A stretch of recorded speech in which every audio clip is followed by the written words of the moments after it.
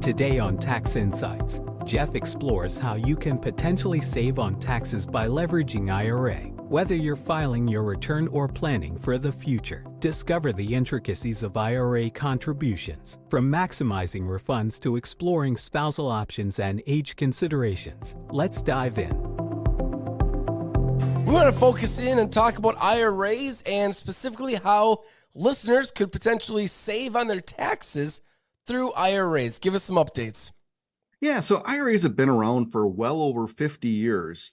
And surprisingly enough, maybe half or 60% of people have IRAs. So there's a lot of people that still don't even have IRAs. So that's what I wanted to talk about today is ways that you can even save on last year's taxes by putting money into an IRA before April 15th. So walk us through that, because you can file your return now, but actually not put the contribution in until closer to April 15th, correct? That's it. If you're going to get a refund back on your 2023 return, you can literally file that return now. The refund should come before April 15th, and you can use that refund money to fund the IRA that you want to take for last year.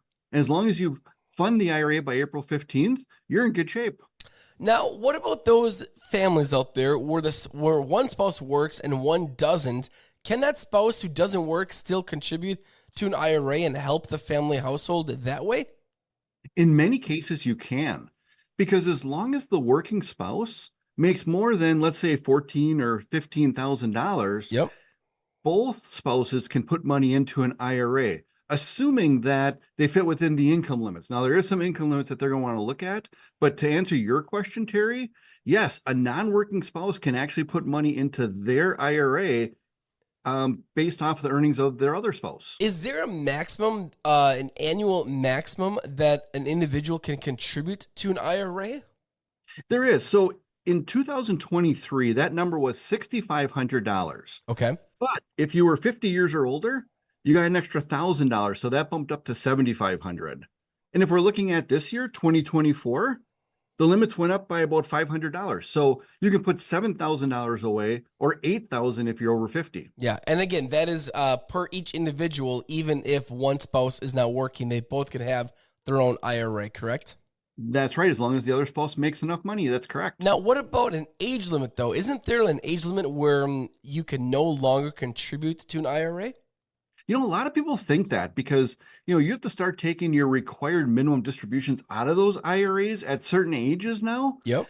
But for putting money into an IRA, there is no limit as long as you have earned income. So from W-2 wages or from a side job or from a regular self-employed job, you can put money into an IRA. Even if you're 80 years old, 90 years old, you can still put money into an IRA. Jeff, a lot of great information. And again, listeners, if you have questions, you want to learn more about this and how you can save on your taxes, connect with the team over at Hawkins Ash. Jeff, what is the best way for our listeners to reach out to you if they have questions regarding any of this information?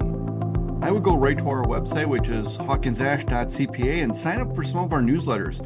They give a lot of good information and they don't come too often, so they're not just clogging up your spam.